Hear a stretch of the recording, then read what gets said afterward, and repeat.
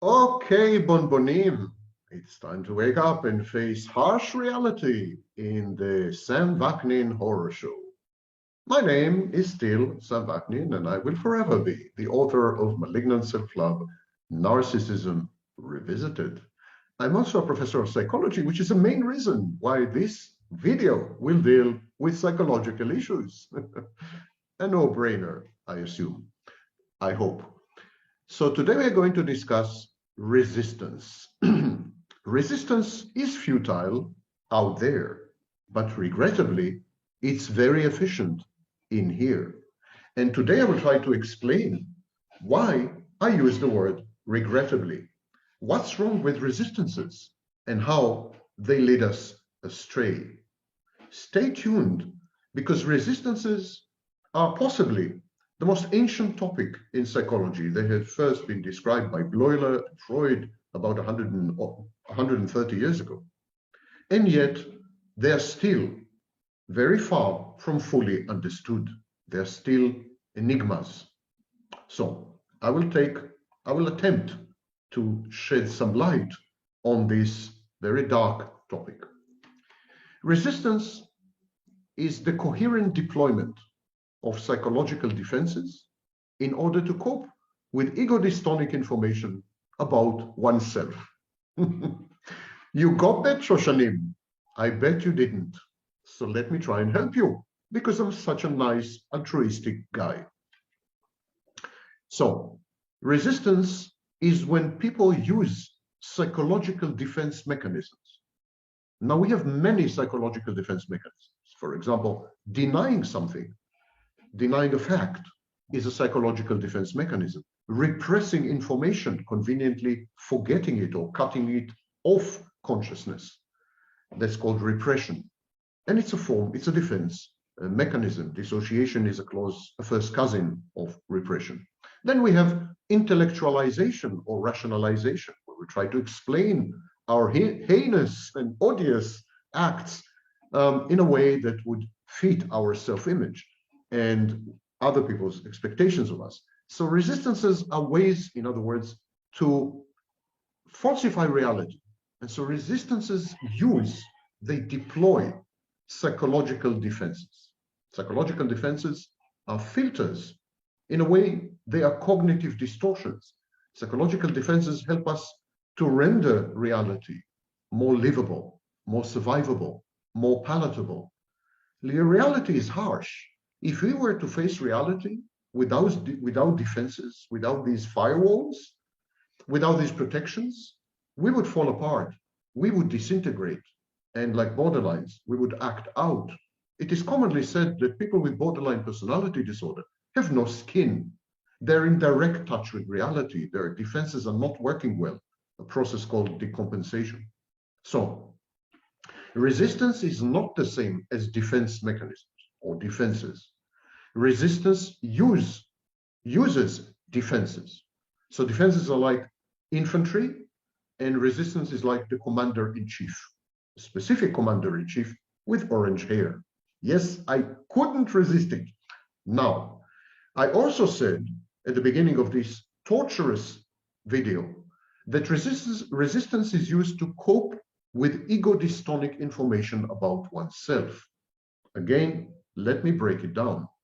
Very often, we are exposed to information which makes us feel uncomfortable, makes us feel bad about ourselves, about others, about our relationships, about the world at large, etc. And this discomfort, all-pervasive unease, is what we call ego dystony. So some information has the capacity to drive us into an ego dystonic state. And we need to defend against this information. We need to fend it off. We need to somehow ignore it or bury it or eliminate it or erase it or eradicate it or delete it or do something with it. And this process of doing something with this kind of information that is, uncomfortable, the process of doing something with this information is what we call resistance. Now, resistance is an organizing principle. The resistance is an algorithm that puts together, optimizes psychological defenses to obtain a self-efficacious outcome. In other words, you could think of resistance as Google's or YouTube's algorithm. It selects defenses according to environmental cues, according to the information that has to be tackled. So it then selects defenses, and the resistance puts these defenses together in a kind of a strategic pincer movement, puts them together in order to encircle, besiege the information, and then eliminate it. It's very similar to the way the immune system works. The system of immunology in the body does essentially the same. It has multiple types of organs and multiple types of bodies in the blood, for example, antibodies, bacteriophages, and so on. And what they do is they engulf foreign invaders like bacteria and viruses. They engulf them, and then they digest them, or they dismember them, or they destroy them, or they disable them, or they destroy cells which are infected. So the immunological system in the body and the immunological system in one's psyche, in one's psychology, essentially are identical. Resistances use psychological defenses to dismantle and destroy the aspects of information which could create ego dystony. Now, this is on the individual level, but we have the same identical process on the collective level. So resistance could be a collective response. Additionally, certain cognitive behavioral patterns are also resistances. One very famous example is what Freud called repetition compulsion, the repeating dysfunctional, self-defeating, and self-destructive behavior patterns in a compulsive way. You can't help it. You keep repeating this. You keep choosing the wrong or selecting the wrong mate. You keep managing your relationships in a way that guarantees failure. You keep running your business into the wall, defeating yourself. So this is repetition compulsion if you keep doing it time and again and you can't help it. And it's a form of resistance in effect. So certain cognitive behavioral patterns are also resistances. It's very important to understand that all these operate on the individual level, but as I said, equally on the collective level. And that's where it gets really, really dangerous. Because on the collective level, the self-defeat and self-destruction can metastasize. And it usually generates, fosters, engenders all kinds of crises, which become very fast, totally unmanageable. There are 4 groups of resistances, and I'm going to go through all 4 because I'm sadistic. Okay, Balvazonim. Group number 1, comfort zone preservation. Resistances whose main role is to preserve the comfort zone. The comfort zone is a set of behaviors, choices, and decisions coupled with cognitions and emotions that make you comfortable.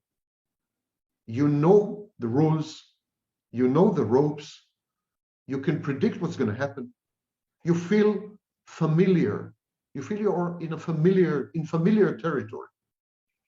So comfort zone preservation is about maintaining control by rejecting the unfamiliar, the countervailing, and the challenging. And this fosters a sense of safety, predictability, stability, certainty, agency, and self-efficacy.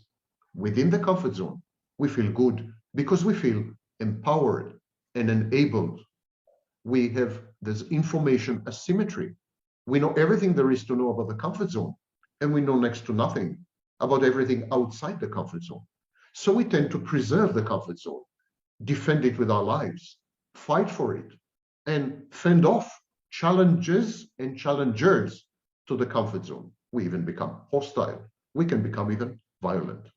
Now, some resistances are intended to preserve the integrity and the boundaries of the comfort zone, to render the comfort zone functional and active, to preserve the comfort zone in the face of onslaught of information, data, other people, relationships, interactions, societal mores, authorities, anyone who threatens to upend the balance and the equilibrium and the homeostasis of the comfort zone is met with comfort zone preservation resistances.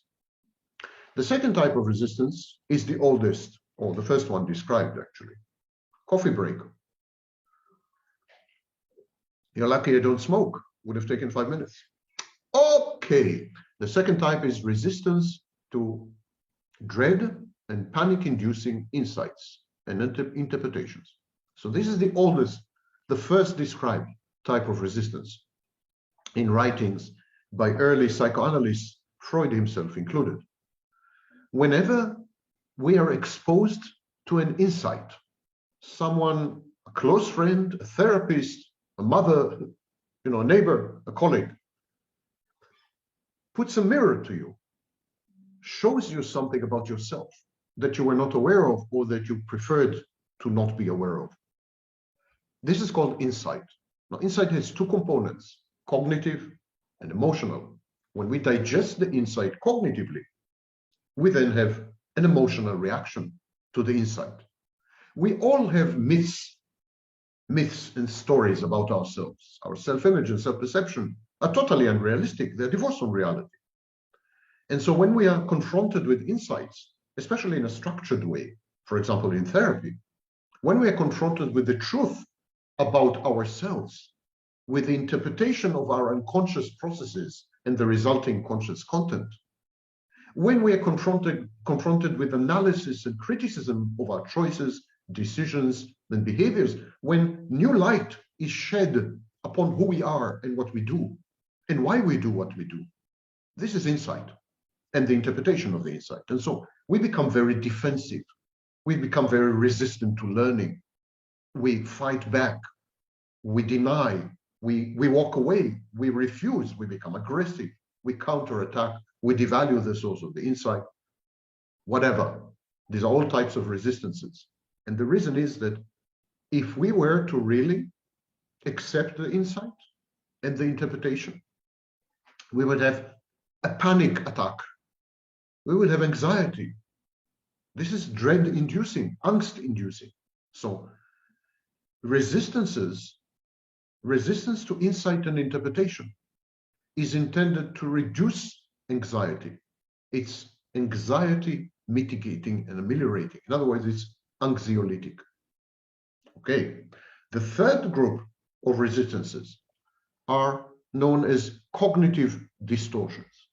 These are resistances intended to buttress, to uphold, to support, to prove a fantastic, inflated, grandiose, or otherwise unrealistic sense of self-worth and self-image and self-perception. So when you have a view of yourself that is widely divorced from reality, you would need to defend this view much more vigorously because of what I call the grandiosity gap. The gap between reality and the way you see yourself is very hurtful, potentially mortifying. And to avoid this pain, this hurt, you would distort your thinking processes. That's why it's called cognitive distortions. And you would reframe reality. You would perceive it wrongly through a filter, through a lens, darkly, usually. So by resisting your own thinking and reality, you would then support, uphold your grandiose sense of self-worth and inflated self-perception and self-image. That's the third family. The fourth family of resistances. These are resistances intended to cement and defend a narrative, a story, a piece of fiction, which provides meaning and structure. Now, meaning is by far the most important thing psychologically. We can survive without food and without water, even to a certain degree without air, but we can't survive. And we can survive without loved ones. Sometimes we want to survive without loved ones, but we can't survive without meaning. We need to make sense of the world, and we need to make sense of other people. Otherwise, we feel seriously threatened. And so what we do, we create narratives, we create stories, and we embed the environment and everyone around us in these stories, in these plays. It's like writing theater plays, you know. Shakespeare said it. We're all on a stage. So these narratives allow us to continue to live, to survive, to go on, to function somehow, because we don't feel anymore that we inhabit a meaningless, senseless, coincidental, incidental world. We feel that we get a hold, we have a handle on what's happening, and we can, to some extent, predict, because everything makes sense. Everything is logical, everything can be reasoned with. Everything A follows B. Causation, for example, is this kind of narrative. We know in physics that it's a very dubious proposition, but people use causation as a form of narrative. So narratives provide meaning and structure. In other words, the narratives are organizing and hermeneutic principles. Narratives allow us to organize reality in a way that would make sense to us, and then interpret the alleged interactions and connections between the parts of reality in our narrative. So we would tend to interpret our narrative and the structure of our narrative. On the collective level, there are meta-narratives or mega-narratives. For example, science is such a narrative. It attempts to reorder the world, to introduce structure into chaos, and then to make sense of it all by interpreting what we so-called discover. That's science. Politics, a political affiliation, a professional affiliation, your profession, academic degree, whatever, politics, they make sense of the world for you. They introduce meaning and direction and goals into your life. The same with religion. These are all narratives. And so there are some resistances whose role is to cement the narrative, to render it cohesive, incoherent, and not susceptible to attack, to block all vectors, offensive vectors, so that no information can actually crack the narrative somehow, crack it wide open. And these resistances also defend and protect the narrative. They firewall the narrative so that it's not subjected to what could be perceived as malevolent or malicious deconstruction, or even well-meaning deconstruction. Narratives are very often sacred. Science is a secular religion. And so narratives provide us with direction and goals, as I said, and they help us to make sense of the world, and they help us to make sense of others. So, for example, what we call a theory of mind is a narrative. A theory of mind is our understanding of what makes other people tick, what motivates them, our perception of the psychology of other people, their psychodynamics, psychological processes. This is called the theory of mind, and it's a narrative.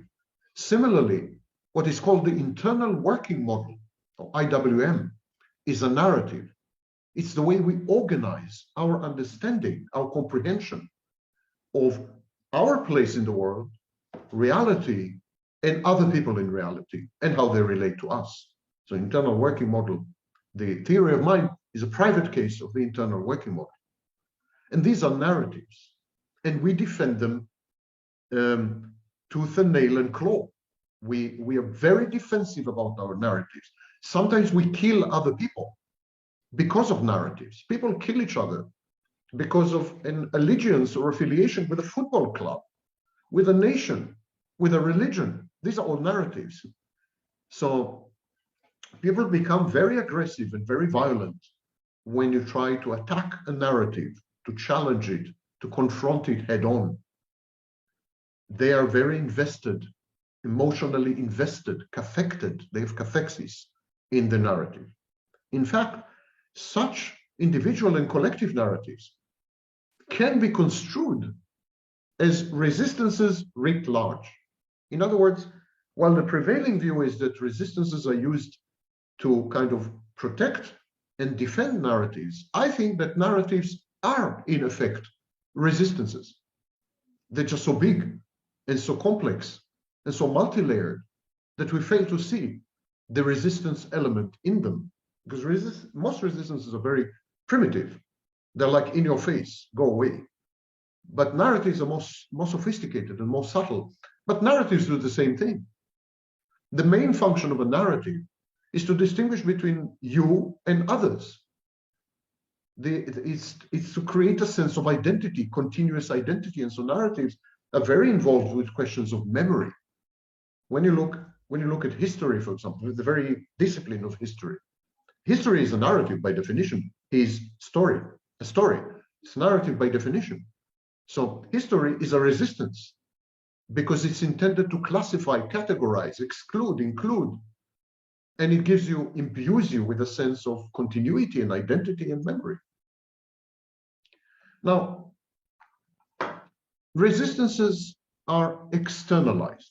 In other words, resistances can be observed, and they can be observed not only by trained observers, but they can be observed even by simple people. People will sometimes tell you, listen, you're not open to learn.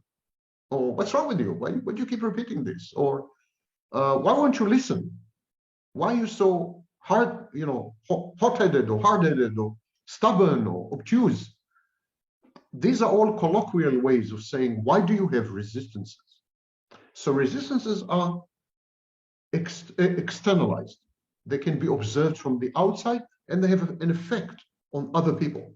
Because if you are very resistant, it's going to have an impact on your relationships in a variety of settings, your workplace, marriage, your intimate, your committed relationship with your neighbors, your colleagues. I mean, resistances have an impact on behavior, and therefore they have an impact on the outside environment. So people have to take into account your resistances. It's not a minor issue. It's sometimes a very problematic thing. But resistances are mostly externalized. Resistances are often linked, always linked actually, to what we call negative affectivity. I mentioned at the very beginning, when we were all much younger, that resistances erupt or emerge or are activated when you feel uncomfortable, when you feel ego dystonic, when you feel ill at ease. So by definition, resistances are linked intimately to negative affects, negative emotions. Negative emotions, negative affects can be both internalized and externalized. So it stands to reason that resistances can be both externalized but also internalized, which is a new way to think about resistances. The entire literature until this very day has dealt exclusively with externalized resistances. But resistances being intimately linked and triggered by negative affects can be internalized exactly as we internalize negative affects. So one conduit for the internalization of resistances is aggression. Now, resistances are always aggressive. They're always a defense. They're always an attack. So they're offensive and defensive. They're always, the main aim of resistances is to eliminate sources of unease, discomfort, and frustration. This could be another individual. So devaluation is a resistance. This could be a whole environment. This could be another collective. This could be an uncomfortable piece of information or insight or interpretation. Whatever it may be, resistance is the channeling of defenses, coupling them with aggression in order to eliminate an outside source of ego dystony. So by definition, resistances are aggressive. But aggression is a negative kind of negative effect. Well, it's not exactly a negative effect, but it's linked to negative effect. So aggression is no exception. It can be internalized and it can be externalized. Negative effects, negative emotions such as envy, anger, etc., can be internalized, can be externalized. Aggression can be internalized, can be externalized. And resistance is both negative emotions that yield aggression. So definitely resistances can be internalized and can be externalized. Consider, for example, depression. Depression is a form of internalized, self-directed aggression. But depression is also a resistance. Because what's the main aim of depression? Cutting you off from the world. The main effect of depression, the main outcome, the main consequence of depression is avoiding contact with the world, avoiding interactions with others, denying or shunning reality. Depression is self-containment, total psychological self-sufficiency. It's bad, it's sad, it drives you mad, but it also isolates you from further adverse stimuli. In other words, when you're depressed, at least you're not exposed to additional stressors which are inherent in any interactions with other people. So depression is a form of internalized self-directed aggression, which is essentially a resistance. But aggression, of course, can be also externalized, I'm sorry. We are all acquainted with externalized aggression. For example, psychopaths externalize aggression. Narcissists, to some extent, not fully, externalize aggression. Borderlines externalize aggression to some extent. Aggression can be internalized as a resistance, can be externalized as a resistance, but it can be also sublimated or even institutionalized. So we have aggression, institutional aggression in the army, in the police, in medical surgery, operating room. And so these forms of institutionalized or sublimated, socially acceptable, these forms of socially acceptable aggression are in many ways reification of resistances. Because what's the role of an army? The role of an army is to keep invading enemies out. What's the role of the police? It's to keep criminals out. And what's the role of medical surgery? To keep disease out. These are, in many ways, reified resistances. Society rewards sublimated aggression, for example, in sports or in business. And this social approbation is anxiolytic and antidepressant. It reduces anxiety and depression.